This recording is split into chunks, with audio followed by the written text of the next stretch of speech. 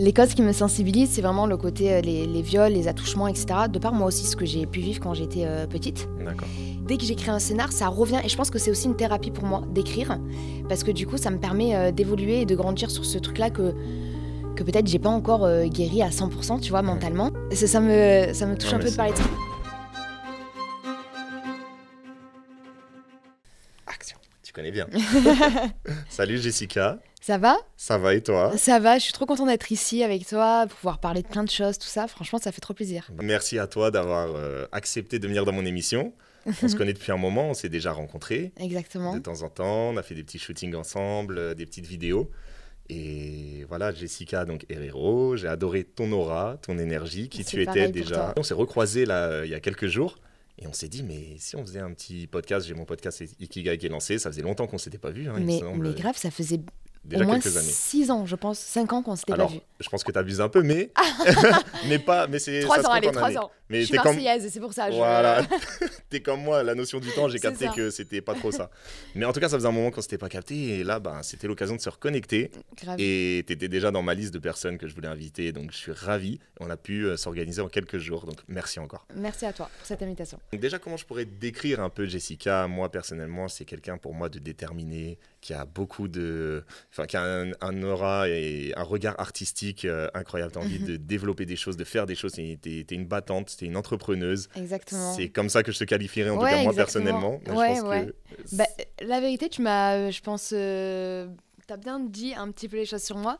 Après, c'est vrai que dans cette vie-là, il faut se battre. Je suis quelqu'un de très déterminé, etc.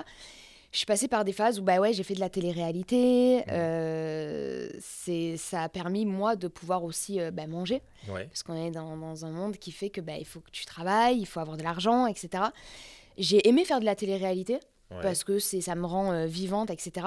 Mais c'est vrai que maintenant, c'est compliqué parce que j'ai une étiquette de télé collée. Ouais. Et en France, c'est compliqué d'enlever ça, sachant que moi, mon rêve, c'est le cinéma. Et voilà, mais tu l'as bien dit, tu m'as bien décrit. Je suis quelqu'un de déterminé et je ferai en sorte d'y arriver, quoi. C'est ça, c'est qu'au-delà de l'image télé-réalité, moi, j'ai capté que tu étais quelqu'un. De toute façon, je ne regardais pas plus que ça la télé-réalité, mais je suis un peu informé un minimum. Donc, je sais que toi, ce qui t'a fait connaître, c'est quoi ? C'était les Marseillais, tu m'as dit tout à l'heure. Exactement, Voilà, donc Alors, tu vois, on va pas te décrire justement via la télé-réalité, non, mais ça fait partie des choses que tu as faites dans ta vie qui t'ont fait connaître au grand public. Exactement. Du grand public. Mais donc, tu me dis que tu aimes le cinéma, que tu aimes... voilà. Est-ce que ça a été ton rêve de toujours ou quel était ton rêve en fait au tout début ? Écoute, mon rêve vraiment de toujours, c'était vraiment le cinéma. Des jeunes, mes parents m'ont mis dans une école de théâtre, tu sais, le truc en primaire que tu fais, tu te déguises, etc. et tout. Et à partir de 18 ans, à partir de là, mes parents m'ont envoyé à Paris pour faire une école d'acting. Et en fait, ils se sont mis un petit peu dans la galère financière pour m'envoyer à Paris, parce qu'il faut payer un logement, il faut payer l'école d'acting, etc. et tout. Et en fait, c'est à ce moment-là où je me suis dit, waouh, j'ai de la chance déjà d'avoir des parents qui me poussent sur ce milieu-là et de ne pas me pousser... à faire des études et de comprendre vraiment mon rêve, tu vois. Et depuis toujours, ça a été mon rêve. J'ai fait un truc sur TF1 quand j'avais 15 ans, etc. Une série Mystère à la colo, etc. Et à 23 ans, en fait, on faisait que me proposer de faire de la télé. Et de base, j'avais toujours refusé parce que je m'étais dit, non, je veux vraiment me consacrer à mon rêve d'acting, etc. Et tu sais, à un bout d'un moment, tu as 23 ans et tu te dis, bon, on me propose encore, il faut que je gagne ma vie. Et pourquoi pas me lancer dans cette expérience qui potentiellement m'amènera... tu vois, des trucs nouveaux. Tu donneras une visibilité déjà, premièrement. Exactement. Et puis une nouvelle expérience aussi, j'imagine. Exactement. Je me mets à ta place, je me dis que ça peut être une opportunité. En plus, on ne savait pas trop aussi ce que ça allait donner, la télé-réalité, l'image que ça avait peut-être. À ce moment-là, il y avait quoi comme émission qui passait, qu'on me proposait alors moi, on me proposait Les Anges, on me proposait plein de trucs et tout. Ouais, c'était vraiment dans le top de la télé-réalité, quoi. C'était quand tu passais, tu sais, tu avais d'un coup des followers par milliers qui arrivaient, etc. Et tout, c'était à cette époque-là. D'accord. Donc en termes de visibilité, j'ai bien fait. Même en termes d'expérience, je regrette pas du tout parce que chaque choix que je fais dans ma vie, je les regrette pas parce que au final, ça t'apporte, ça te construit déjà. Et t'arrives à savoir ce que tu aimes et ce que tu n'aimes pas. Mais la difficulté, elle vient après, c'est-à-dire que effectivement, quand tu rentres dans la case télé-réalité, on te colle une étiquette, bam, et c'est super dur de l'enlever, surtout qu'on met un peu tout le monde dans le même bateau.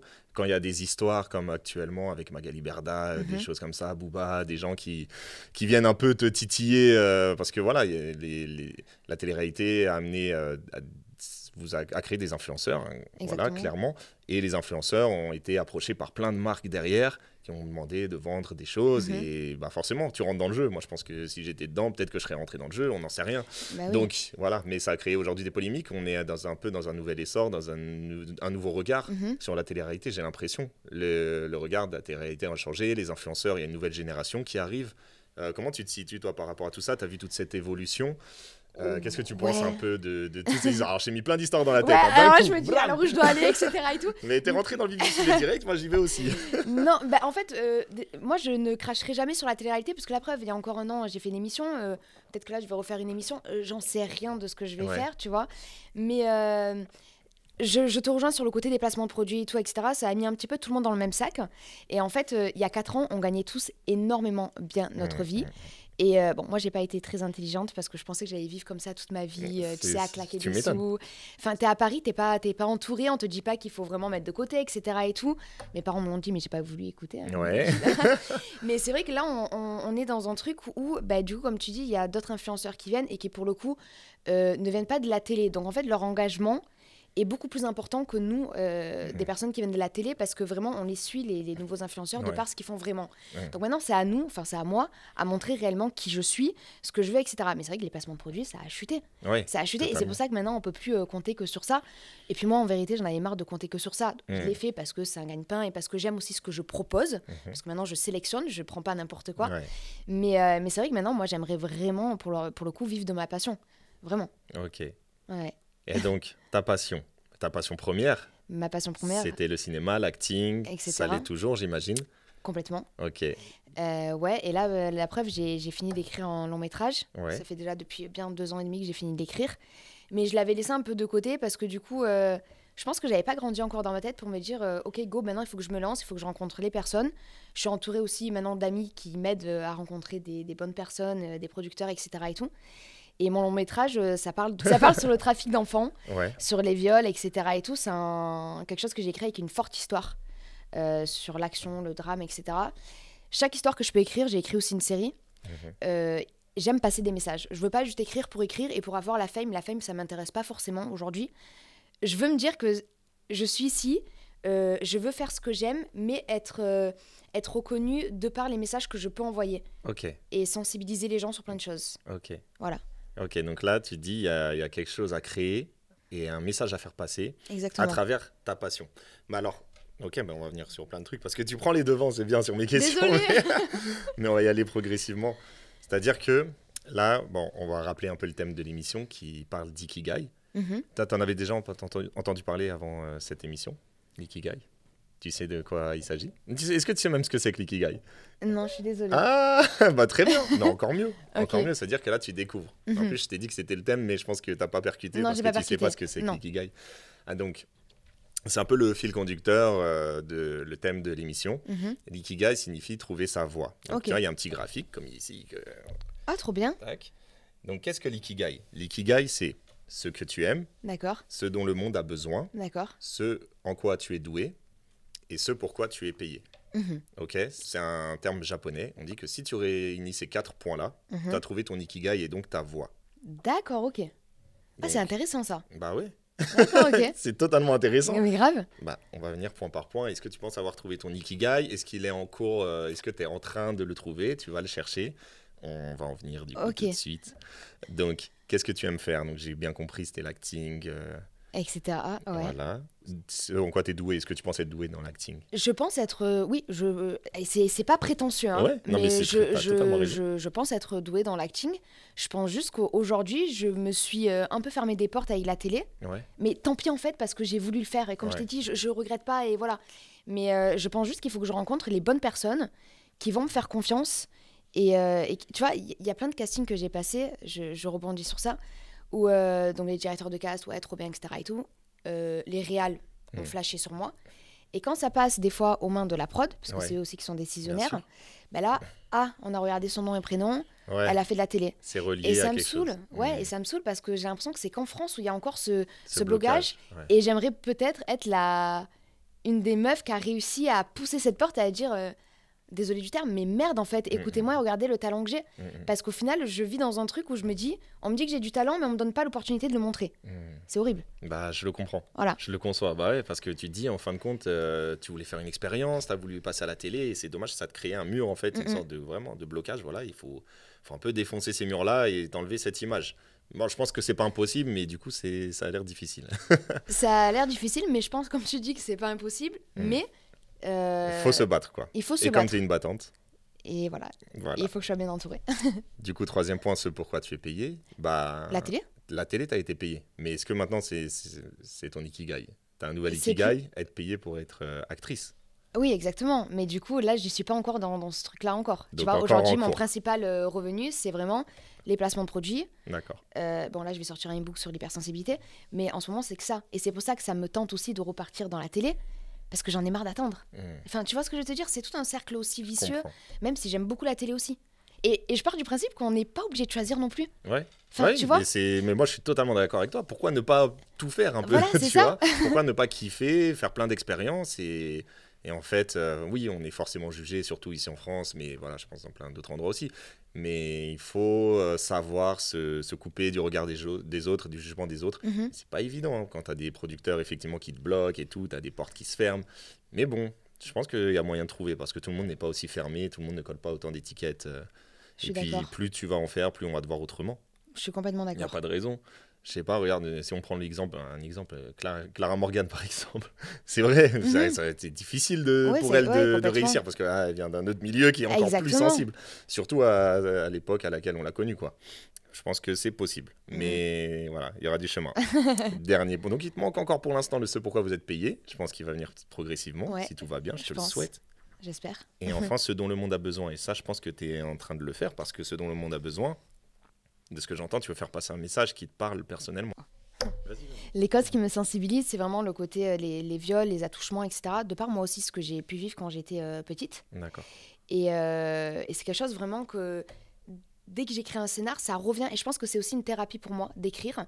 Parce que du coup, ça me permet d'évoluer et de grandir sur ce truc-là que peut-être j'ai pas encore guéri à 100%, tu vois, mentalement. Et j'ai besoin de pouvoir le montrer dans un film, dans un visuel. Et j'ai besoin parce que je pense que quand une personne regarde un film ou une série ou peu importe, ben, ça les touche plus que s'ils vont juste lire ou écouter quelqu'un me parler. Je pense, en tout cas. Et c'est pour ça que j'ai écrit un long métrage sur ça. Alors oui, c'est pas ma vie, mais c'est un peu de la fiction, mais qui parle du coup des viols, des attouchements et tout. Et je pense qu'aujourd'hui, il y a beaucoup de personnes qui ont été dans mon cas. Et je pense que ça serait bien pour eux de pouvoir, du coup, voir et apprendre plein de choses. Parce que, tu vois, moi, je pense que j'ai réussi à guérir de beaucoup de choses, mais j'ai toujours tendance à me dire des fois, peut-être que moi aussi, je suis coupable. Parce que quand j'étais jeune, ben, c'est quelque chose que je comprenais pas. Et peut-être que je suis coupable parce que, du coup, ben, j'en parlais pas. Parce que quand t'es... Ça me touche un peu de parler normal, de ça, mais tu vois, quand t'es jeune, t'es aussi dans ce truc de... Allez, c'est parti. T'es aussi dans ce truc où tu te dis, bah, c'est la découverte, entre guillemets, du sexe, si je peux appeler ça comme ça. Et du coup, tu sais que ce qu'on te fait, c'est pas bien. Mais du coup, tu te dis, mais attends, finalement, c'est... Enfin, tu vois, je l'ai vu avec un psy, je sais pas trop comment formuler tout ça. Bien sûr. Mais du coup, et des fois, je me dis, je suis coupable parce que j'aurais dû en parler. J'en ai pas parlé, donc peut-être parce que finalement... Enfin, tu vois, il y a plein de trucs qui se mélangent. C'est ça qui est terrible, c'est que... Et c'est terrible parce que, tu vois, moi, ça, c'est un truc que mes parents l'ont su très tard. Et je sais qu'aujourd'hui aussi, ça pèse sur la famille. Sur la famille, sur mon frère, ma mère, mon père, ma mère. Qui doivent eux aussi se sentir coupables, j'imagine. Coupables de se dire, mais pourquoi nous, on l'a pas vu ça, tu vois? Et j'ai plus ce sentiment aujourd'hui de me dire, mais non, vous êtes pas coupables. En fait, j'aurais dû juste en parler. Et je pense que c'est un sujet... C'est ultra sensible, j'en ai même des frissons parce que c'est terrible. Je peux pas me mettre à ta place, mais je peux imaginer la difficulté que tu dois porter, le fardeau que tu dois porter encore aujourd'hui à te dire, mais est-ce que j'aurais pu en parler? Est-ce que ceci, est-ce que cela? Alors que non, en fait, t'es totalement pas coupable, t'as été totalement victime parce qu'à cet âge-là, oui. Mais tu sais, quand t'es difficile. Jeune, tu le comprends pas encore, tu vois. Évidemment, j'entends. Mais non, c'est plus trop un fardeau parce que je suis allée voir des psys, je suis allée voir des magnétiseurs, soit on y croit, soit non, mais voilà, je suis allée voir des personnes dans les énergies et tout. Et je pense que je me connais de plus en plus. Et c'est peut-être fou ce que je vais dire, attention, donc je sais. Mais aujourd'hui, ce que moi j'ai vécu quand j'étais jeune, aujourd'hui, ça fait la battante que je suis. Ça fait que, tu vois, des fois, j'ai pu rencontrer des personnes dans le milieu du cinéma qui ont potentiellement m'ont fait peut-être des avances. Et directement, moi, avec ce que j'ai pu vivre, c'est non. Si on me prend, c'est pour mon talent, etc. Tu vois. Et du coup, je pense que, je sais pas, si j'avais pas vécu ça, peut-être que je serais allée, peut-être que... Aujourd'hui, je veux prendre ce que j'ai vécu pour une force. Parce que dans tous les cas, on n'a pas le choix. On n'a pas le choix. Et si tu le prends pas pour une force, je sais que ça peut être dur, etc. Mais il faut s'aider. En tout cas, il faut que notre entourage nous aide. Il faut aller voir des psys, les personnes qui ont été comme moi. Et il faut en parler. C'est important d'en parler. Mais aujourd'hui, je peux dire que j'ai encore des choses à guérir. Mais je prends ça comme une force. C'est magnifique ça, franchement, si c'est pas une leçon incroyable, parce que t'en as fait une forme d'acceptation. Exactement. Et effectivement de force, parce que accepter même les côtés difficiles, les côtés sombres de nous, ça c'est plein de débats qu'on a eu dans les autres podcasts d'Ikigai, parce que j'ai parlé aussi avec des gens qui sont psychologues entre autres, qui s'y connaissent et qui nous font comprendre que l'acceptation de soi, c'est ce qu'il y a de plus important. Exactement. Dans tout. Et si tu es capable d'accepter même les difficultés que tu as vécues, tu peux devenir vraiment quelqu'un de plus fort et en plus de ça, certainement aider les autres. Donc, tu as fait passer aussi un petit message, ceux qui vivent ça, qu'ils n'hésitent pas à en parler à des personnes. Est-ce qu'il y a un conseil un peu plus précis que tu peux donner si quelqu'un de jeune vit ce genre de choses et qui a du mal à en parler? Qu'est-ce que tu pourrais lui conseiller si tu savais... Peut-être que toi, la Jessica enfant, qu'est-ce que tu lui dirais justement à ce moment-là Moi, Jessica enfant, je dirais à cette petite fille ou ce petit garçon, peu importe, d'en parler directement, que c'est quelque chose qui n'est pas normal, de ne pas se rendre coupable par quoi que ce soit, parce que notre enfant intérieur a tendance à se rendre coupable sur plein de choses alors qu'il ne faut pas. D'en parler à sa famille, à un psychologue, parce que ça aide beaucoup, et de se dire que c'est pas normal. Il faut enlever cette banalité qui est devenue, j'ai l'impression que j'entends ça de partout. Mais il faut se dire que, ok, j'ai vécu ça, je vais aller de l'avant et je vais tout démonter dans cette vie et je vais être la personne que je veux être et je vais pas me laisser embarquer par mes traumatismes quand j'étais gamin. Même si c'est très compliqué et j'en ai conscience. Parce que tu vois, moi, dans ma vie, etc., même adolescente, etc. et tout, je pense que j'étais un petit peu toxique, etc. et tout, en amour et tout. Et je pense que ça vient beaucoup de ça, tu vois. T'as peur de l'abandon, t'as peur de plein de choses, il y a plein de traumatismes qui se mettent. Mais ces traumatismes-là ne doivent pas décrire qui tu es. Ça te construit, ça te forge, ça te rend vraiment avec une force intérieure de malade. Mais il ne faut pas que tous ces traumatismes-là ne soient que du négatif pour ta vie plus tard. Même si c'est compliqué, j'en ai conscience. Mais il faut en parler. Écoutez, ça c'est... Voilà. Il faut écouter ce que dit Jessica, c'est très très fort, très poignant. Alors on a l'impression que peut-être qu'on dévie un peu du sujet de base Ikigai, mais non, mais c'est super important parce que, comme tu dis, c'est devenir la personne qu'on veut être. Et ce podcast aussi est fait pour les personnes qui ont du mal à se trouver eux-mêmes. Et beaucoup de ces personnes-là ont du mal à se trouver eux-mêmes parce qu'ils vivent des choses difficiles ou terribles, peu importe. Donc c'est pour ça que pour moi, c'est super important de parler de difficultés. Parce que c'est pas parce qu'on a vécu des choses difficiles dans la vie, tout le monde vit des choses difficiles, mais à son échelle, à son degré, mais il n'y a pas de degré en vrai. Chacun vit ses choses difficiles par rapport à sa vie, c'est jaugé par rapport à sa vie. Et t'en as qui vivent des choses vraiment, vraiment terribles et qui ne les empêchent pas d'avancer dans la vie et de réaliser leurs rêves. Et c'est vraiment aussi le but de ce podcast. Donc merci déjà de nous partager ça, parce que tu nous partages ton enfance, ton histoire et tes traumas aussi, on peut le dire, et ta guérison aussi derrière, en tout cas le chemin de ta guérison. Tu me parles aussi d'hypersensibilité. Tu vas tu vas créer un e-book qui parle d'hypersensibilité. Pourquoi avoir choisi ce thème? Alors, je l'ai déjà créé, je vais le lancer là dans pas longtemps. Et j'ai choisi ce thème parce que je suis moi-même hypersensible.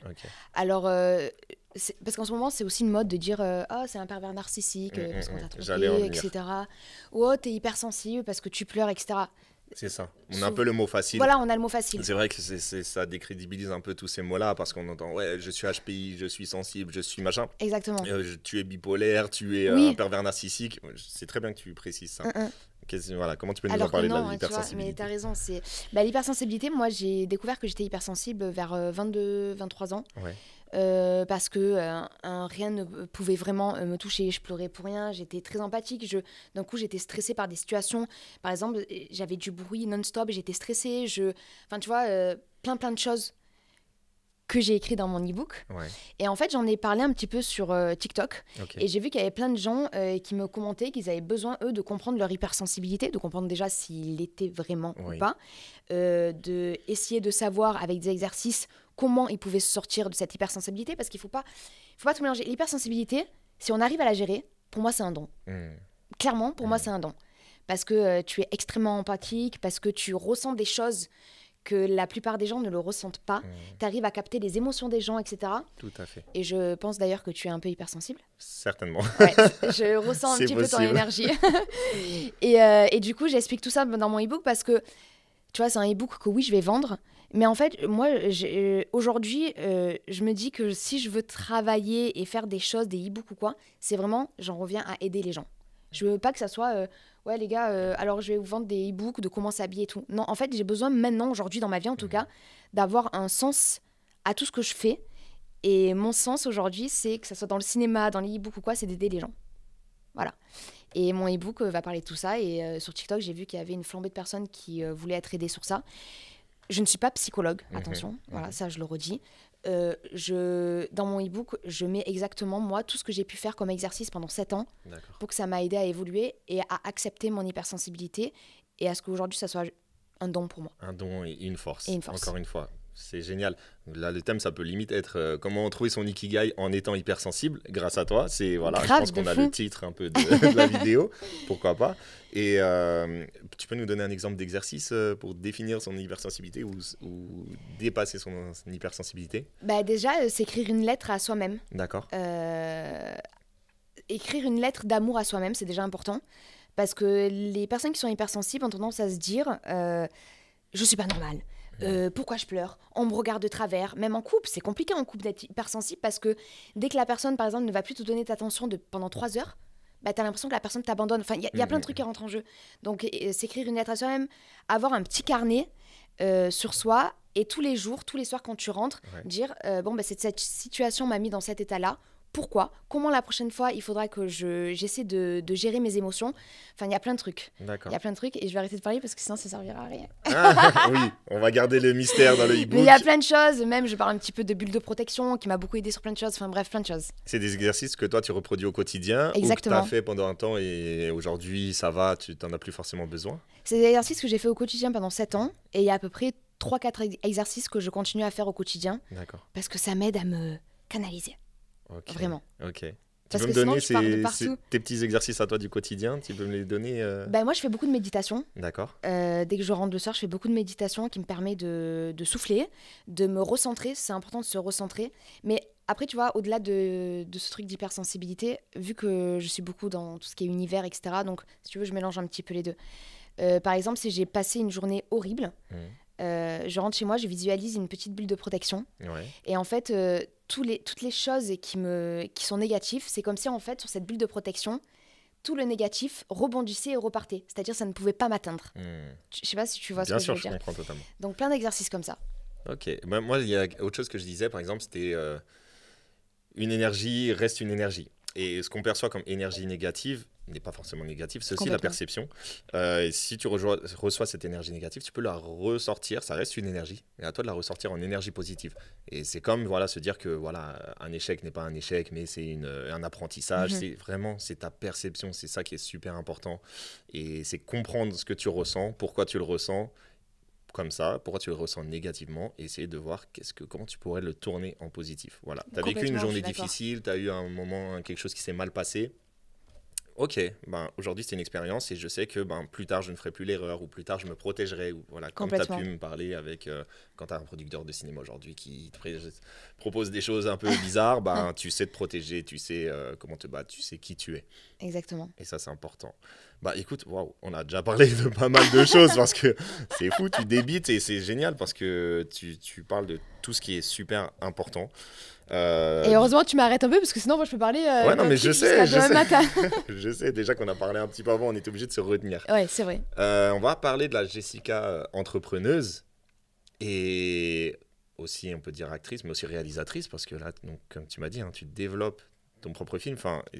Comment tu peux te définir déjà? Est-ce que tu es une entrepreneuse, une créatrice, Réalisatrice, une influenceuse. Waouh. Qu'est-ce que tu dirais? Alors, on va pas mettre d'étiquette, hein, bien évidemment. Tu peux tout faire, hein, t'as le droit. Non, je pense pas que je peux. Dirais? Non, je pense pas que je peux tout faire. Tu vois, là, par exemple, j'ai réalisé mon court-métrage donc, sur le film du coup, que j'ai écrit en long.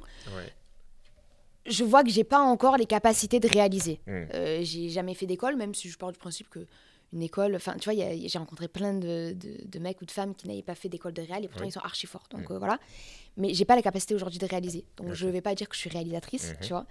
Même, c'est bizarre hein, ce que je vais te dire, mais j'ai tendance à me dire que vu que j'ai pas encore assez joué dans beaucoup de choses, même si là j'ai fait un film qui est sorti sur Amazon UK, US en premier rôle et tout, j'arrive pas, c'est peut-être un manque de confiance en moi, mais à dire ouais, je suis actrice.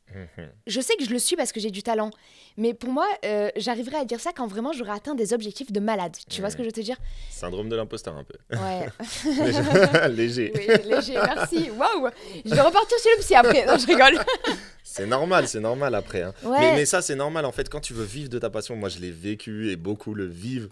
Quand tu veux vivre de ta passion, au tout début, tu ne te sens pas légitime. C'est et ça. surtout quand tu es quelqu'un d'un peu sensible ou voire d'hypersensible, il te faut du temps pour t'accepter toi-même et te dire ouais, c'est bon en fait. Je suis photographe, je suis actrice, je suis ceci, je suis cela. Mais c'est vrai qu'on a besoin de passer plein d'étapes. Moi, j'ai eu besoin que beaucoup de personnes aient accepté de me payer parce que moi au début j'avais du mal à ce qu'on me dise, dans la plupart de mes podcasts j'ai du mal à ce qu'on me dise ouais j'ai besoin d'être payé pour être photographe, enfin, comment ça on me paye alors que je fais une passion, que ça me fait plaisir. Je vois.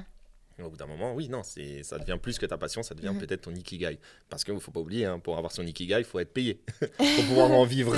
Selon voilà, le concept ikigai, il faut être payé. Donc là, toi, tu es un peu dans cette bataille, j'ai l'impression. C'est-à-dire que tu as quasiment trouvé ton ikigai. Tu as ce que tu aimes, tu as ce dans quoi tu es doué, tu as ce dont le monde a besoin. Mais il te manque ce pourquoi vous êtes payé. Exactement. Mais je pense réellement, vu dans la dynamique que je suis, je pense que je vais le trouver. Alors comment tu sais que tu vas le trouver? Je sais que je vais le trouver parce que en fait, je me suis entourée de personnes qui croient en moi, qui sont des amis à moi et qui en même temps me poussent parce qu'eux-mêmes sont dans le milieu du cinéma. Et du coup, je sais que ces amis-là que j'ai vont me faire... Enfin, on est en train là en ce moment de me faire rencontrer des bonnes personnes pour mon long métrage. Et je pense, et j'en suis sûre, que je vais y arriver. Ok. Voilà. C'est super important, parce que déjà, il faut y croire soi-même avant toute chose. Exactement. Donc voilà, là par exemple, je viens de finir un tournage où pareil, j'ai un second rôle sur un long métrage. J'étais entourée de très bons acteurs qui étaient chez des agences adéquates, etc. et tout. C'est un long métrage, c'était pas rémunéré, tu vois, on en revient. Mais j'ai cru au projet de Valérian, donc c'est un réal, parce que l'histoire, c'est un peu comme les petits mouchoirs, etc. et tout. Et je me suis régalée et j'ai même appris encore plus sur mon jeu d'acting et tout, tu sais, de me retrouver avec des comédiens qui sont extrêmement forts. Et je dévie, parce qu'on n'est pas du tout en train de parler de ça. Non, mais si, totalement. T'es en plein dedans. Parce que c'est super important, je pense, de faire son expérience. Exactement. Malgré, parce que des fois, on se dit, ouais, mais je suis pas payé, nanana. Attention, parce que ça va dans les deux sens. Faut pas se dire, faut absolument que je sois payé pour avoir mon ikigai tout de suite. Tu sais qu'il y a des projets où c'est une expérience que ça va t'apporter, une confiance en toi. C'est super important de passer par là. Et justement, ce tournage-là que j'ai fait en juillet, ça m'a mis encore plus en confiance en moi, c'est ce que tu dis. Et c'est là où je vois que c'est vraiment ma passion. D'aller 3 semaines tourner, de ne pas être rémunérée. Et je me dis, c'est ma passion. Enfin, tu vois. Tu vois, là, tu as dit quelque chose de super important parce que on croit des fois que c'est notre passion, mais ça l'est peut-être pas forcément. Tu sais, c'est pas non plus évident d'être acteur. On se dit que c'est tout beau, tout rose. T'arrives sur le plateau, t'as juste à jouer un rôle. Non, mais attends, vous savez ce que c'est d'être sur un plateau de tournage. Des fois, t'attends pendant 10 ans, des fois pour rien. Des fois, t'as froid, t'as faim. Tu dois créer des émotions. Parfois, ça plaît pas. Parfois, tu te donnes alors que ça reste même pas. Ça va être coupé au montage, peut-être. Mais grave. Est-ce que t'as déjà eu des expériences justement comme ça difficiles sur un tournage? Quelles sont les plus grandes difficultés d'être actrice? Alors franchement, moi je pense que j'ai eu aucun vraiment de trucs compliqués. Tu vois, j'ai joué dans Domaine nous appartient sur TF1 et tout. Tournage trop cool, trop chill, les gens étaient parfaits.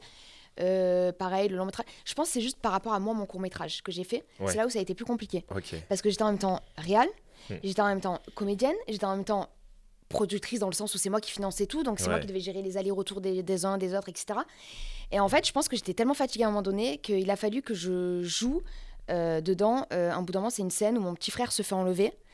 Et en fait, je crie, etc. et tout, parce qu'on me l'enlève et je sais qu'il va, il va se faire peut-être violer ou tuer, j'en sais rien. Et en fait, je me suis mis dans le perso et en fait, je me suis tellement, moi, remis dans mes émotions que j'avais un petit peu enfoui ou que j'avais réglé, que du coup, pendant 1 heure, j'avais du mal à sortir de ça. Tu vois, j'étais un peu en crise d'angoisse. Tu vois ce que je veux te dire? Ouais. Et je pense que ça a été le plus compliqué parce que j'étais fatiguée de ce tournage, etc., les émotions et tout. C'est là où ça a été le plus compliqué. Du coup, pas les tournages que j'ai fait des personnes, mais du mien plutôt. Ok, d'accord. Bah oui, mais c'est super compliqué de tout gérer soi-même, t'imagines. Et tu peux pas être au four et au moulin. Enfin, tu peux, mais ouais, c'est super difficile. Faut être prêt à ça. Et surtout que toi, tu veux tellement donner de ton âme, je pense, dans ce projet parce que ça va être ton bébé. C'est ça. Que je sais pas comment t'as fait. C'était un cours, donc ça va. Et j'avais ma famille qui m'aidait beaucoup, donc j'ai eu de la chance. Ouais, t'étais bien entourée. C'est ça. Ok. Qu'est-ce qui te manque, toi, tu penses, pour atteindre du coup pleinement... Alors, on a parlé, oui, du fait de te payer, mais qu'est-ce qui va te manquer, toi, personnellement, Jessica, pour atteindre ton Ikigai? Tu sais que c'est compliqué ton... C'est pas évident. Hein. C'est pas évident. Je pense qu'il me manque, c'est vraiment de vivre réellement de ma passion. D'essayer de croire plus en moi, parce que comme ça, on se dirait, la meuf, elle est grave prétentieuse, elle sait qu'elle joue bien. Non, je manque réellement de confiance en moi, parce que, comme je t'ai dit, j'ai l'impression que je suis pas légitime, parce que j'ai fait de la télé, etc. et tout. Je pense que c'est juste à me dire dans ma tête, écoute Jess, maintenant, tu fonces, t'as pas le choix, parce que c'est maintenant ou jamais, tu vois. Je pense qu'il me manque, c'est juste de vivre de ma passion et de pouvoir mettre en lumière le long métrage que j'ai fait. Parce que j'ai très envie de jouer dans d'autres films, avec d'autres personnes, etc. et tout. Mais j'ai ce truc de me dire, je sais pas pourquoi, je veux que ce long métrage que j'ai écrit avec tous les messages que j'ai à passer, il soit visible. Et je pense que je continuerai à me battre jusqu'à qu'il le soit. Qu'il le soit vraiment. Exactement. Okay. Je pense qu'il me manque ça. Et sinon, au-delà de ça, je pense être épanouie dans ma vie. Et tu vois, j'en reviens au fait qu'il y a 7 ans, je gagnais beaucoup mieux ma vie. Tu vois qu'aujourd'hui, je pensais que j'étais épanouie. Et ça, c'est très important de le dire parce que tout le monde veut faire maintenant de la télé, veut gagner de l'argent, etc. Alors, c'est très bien de gagner de l'argent parce que ça permet de voyager, etc. Et tout, ça permet de plein de choses. Mais c'est vraiment pas le truc principal dans la vie. Parce qu'à ce moment-là de ma vie, moi, j'étais pas la plus heureuse quand je gagnais des sommes astronomiques. Je dépensais tout et je me disais, c'est trop bien, je vais en boîte de nuit, j'achète des trucs Gucci, etc. Et tout. Je vivais ma best life pendant 1 an. Et en fait, c'est là où j'ai vu que c'était le moment où j'étais le moins heureuse dans ma vie. Et qu'au final, ce bonheur-là, c'est un bonheur éphémère. Ce n'est pas le vrai bonheur. Le vrai bonheur, c'est quand tu te réveilles le matin et tu te dis « Waouh, je suis là, je suis en vie, je suis en bonne santé, je peux faire ce que j'aime, etc. » Et j'en reviens sur ça, sur le fait ce qu'on disait, vivre de ma passion.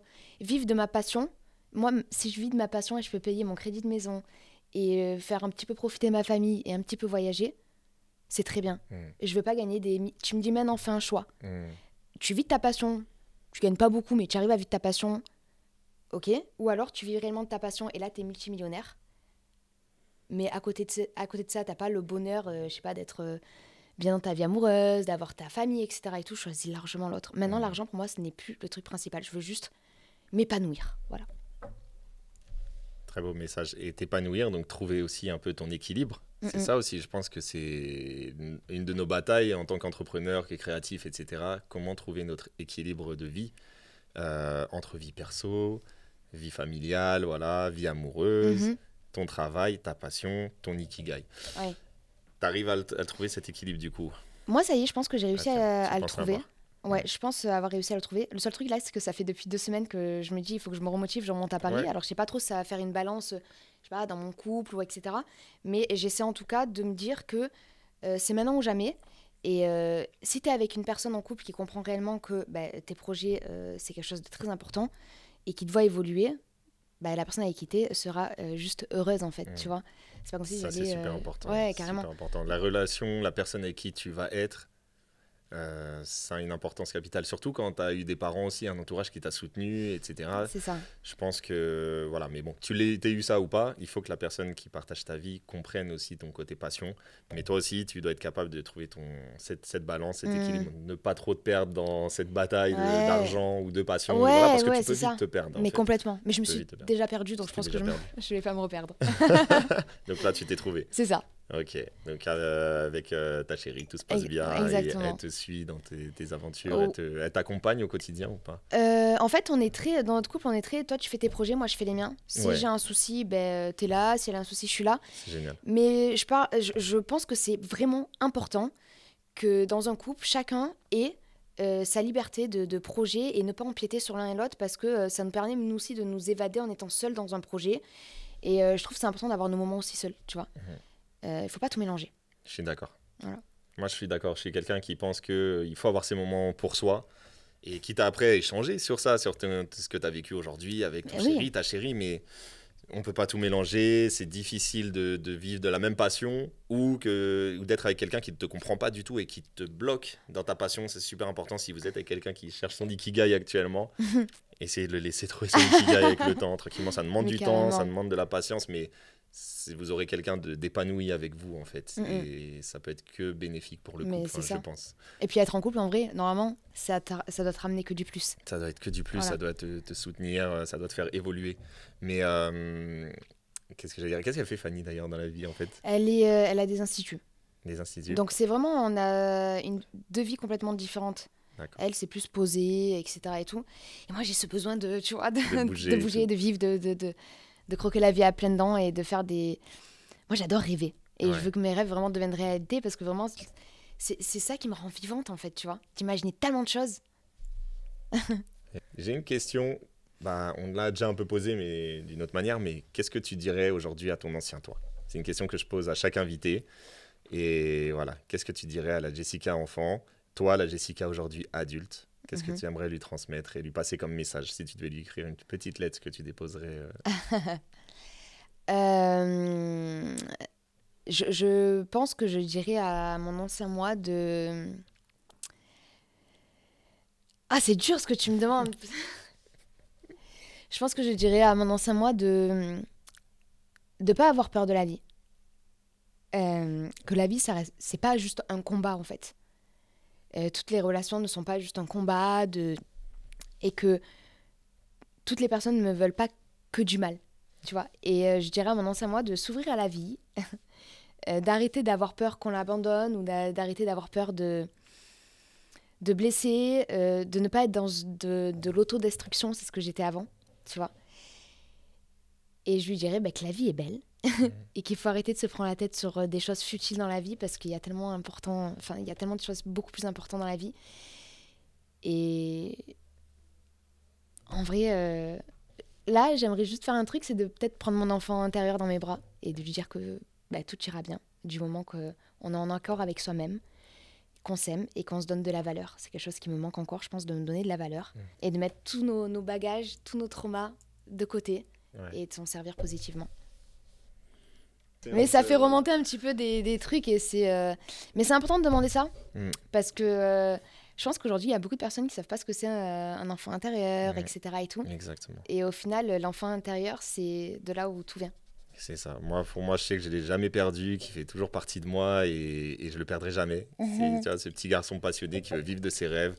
Donc c'est là qu'on se rejoint et c'est là que je sais qu'on connecte entre personnes qui gardent leur enfant intérieur. Mais c'est super important. Comme tu dis, c'est là d'où on vient et il faut jamais le perdre. Il faut jamais perdre sa voix, ses rêves, ses envies. C'est ce qui te fait briller, c'est ce qui te fait vibrer, c'est ce qui te fait vivre, tout simplement. Je suis complètement d'accord. Magnifique. Une dernière chose.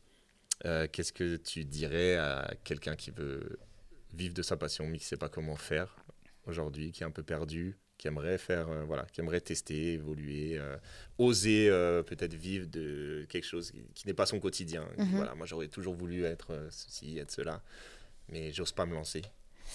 La première chose que je lui dirais, c'est du coup de se lancer. C'est de oser, de travailler aussi.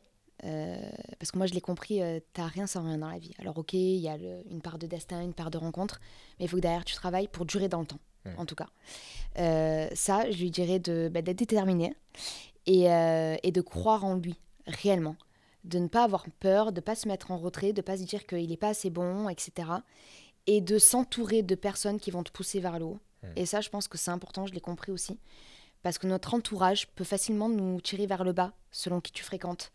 Donc vraiment, être comme ça. Et surtout, la dernière chose que je dirais, c'est d'être lui-même. De ne pas jouer de rôle. Parce que dans tous les cas, le naturel revient au galop. Et si on te prend dans n'importe quelle passion que tu veux faire, c'est parce que c'est toi. Et c'est pas parce que t'es quelqu'un d'autre, parce qu'on le verra. Est-ce que d'ailleurs, ça, tu l'as pas un peu vécu en faisant justement la télé-réalité ? Est-ce que t'étais pas un peu quelqu'un d'autre à ce moment-là et que tu as vu cette différence, ou tu as pu être totalement toi-même en fin de compte dans ce que tu as fait, ou tu as peut-être vu un peu des deux? Alors honnêtement, j'ai toujours été moi-même dans la télé. C'est pour ça que soit les gens m'aiment, soit ils me détestent. Parce que j'ai toujours été moi-même. Là où je me suis perdue, c'est quand j'ai commencé à gagner de l'argent, etc. et tout, où j'avais l'impression d'être un peu dans une matrix. Il faut que je reste avec des personnes télé parce qu'on va me voir, parce que du coup, je vais avoir des followers, etc. Enfin, tu vois, j'avais 23 ans, je savais pas ce que c'était. Tu vois ce que je veux te dire? Et c'est là où je me suis un peu perdue, mais j'ai toujours été moi-même, vraiment. J'ai pas joué de rôle et je vois pas l'intérêt en vrai de jouer de rôle.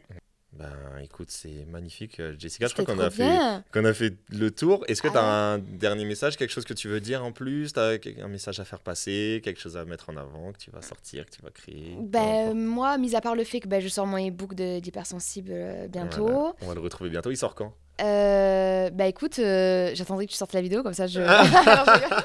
Non, je sais pas, peut-être dû sortir dans 1 semaine, 2 semaines, j'en sais rien du tout, mais en tout cas, c'est un futur sera proche. sorti d'ici là. Voilà, parce que c'est ça. Le podcast, avant qu'il soit prêt, ce sera pas 1 semaine, 2 semaines, voilà. malheureusement. On va attendre un peu, mais donc il y a ton e-book, donc on peut dire ton e-book est déjà disponible. C'est à ça. retrouver sur toutes les plateformes. Exactement. On mettra le lien en description. C'est gentil. Le long métrage là que j'ai fait qui est pas rémunéré, là je sais qu'ils sont en train de se battre pour des plateformes et tout, donc on sait jamais. Ok. Moi, mon long métrage que j'ai écrit, je vais me battre. Ouais. Peut-être que je vais faire une télé qui est basée que sur la stratégie. J'en sais rien encore. Ça dépendra de le mindset que je serai à ce moment-là. Et puis je pense que c'est assez bien. Il y a un truc important aussi que j'aimerais dire. Oui. S'il vous plaît, arrêtez.